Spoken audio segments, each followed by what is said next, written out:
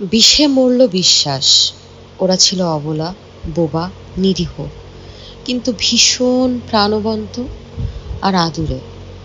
আমাদের মতো মুখে বলে বোঝাতে পারতো না ওদের অনুভূতি, কিন্তু ওদের সরল চোখের চাহনি আর লেজ নাড়িয়ে বুঝিয়ে দিত ওদের ভালোবাসার বিশ্বাসের কথা।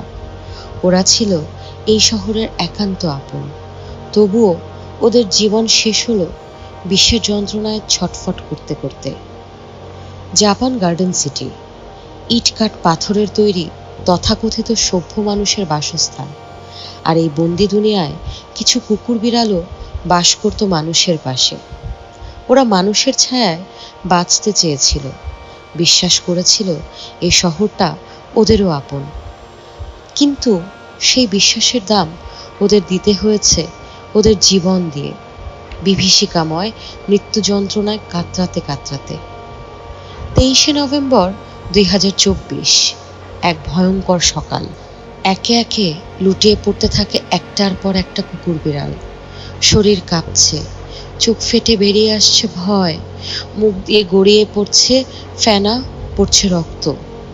ওরা ছুটে যাচ্ছিল মানুষের কাছে, যাদের ওপর ওরা অন্ধ বিশ্বাস রেখেছিল, কিন্তু বিষক্রিয়ায় পা জড়িয়ে পড়ে গিয়েছিল।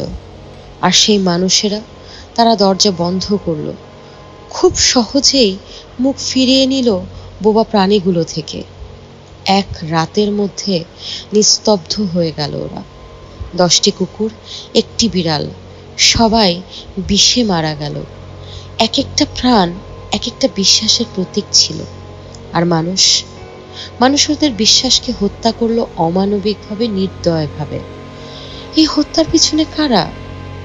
কেন হত্যা করা হলো ওদের? জাপান গার্ডেন সিটির মালিক সমিতির দিকে উঠেছে অভিযোগের আঙুল। অভিনেত্রী নওশাবা মোহাম্মদপুর থানায় এই ন্যাক্কারজনক ঘটনার বিরুদ্ধে অভিযোগ করেন, কিন্তু এই দায় কেউ নেয়নি। কেউ বলছে না কেন এই হত্যাযজ্ঞ ঘটল। এই ঘটনার প্রতিবাদে প্রাণীপ্রেমীরা রাস্তায় নেমেছিল। বোবা প্রাণী হত্যার বিচার চাই, ওদের জন্য ন্যায় চাই। কিন্তু তারই পাশে অন্য এক দল, তারা বলছে ভালোবাসলে কুকুর বিড়াল বাসায় রাখো। এটাই কি আমাদের সমাজের বাস্তবতা? এটাই কি শিক্ষা এবং সভ্যতা? ওরা তো কোনো অপরাধ করেনি, চুরি করেনি, কাউকে আঘাত করেনি, শুধু আমাদের কাছে একটু ভালোবাসা চেয়েছিল, একটু বেঁচে থাকতে চেয়েছিল। কিন্তু এই মানুষই ওদের যন্ত্রণাময় মৃত্যুদণ্ড দিল। ওরা বোবা ছিল, কথা বলতে পারতো না, কিন্তু আমাদের চোখে চোখ রেখে শেষ একটা প্রশ্ন করেছিল, আমাদের কেন মেরে ফেললে? এই প্রশ্ন কি আমাদের ঘুম ভাঙাবে, নাকি আমরাও চুপ থাকবো? আজ যদি আমরা চুপ থাকি, কাল হয়তো আমাদের বিবেককেও বিষ মিশিয়ে মেরে ফেলা হবে। এবার সিদ্ধান্ত নেই, আমরা কি হত্যাকারীদের পাশে দাঁড়াবো, নাকি ন্যায়ের জন্য লড়ে যাব?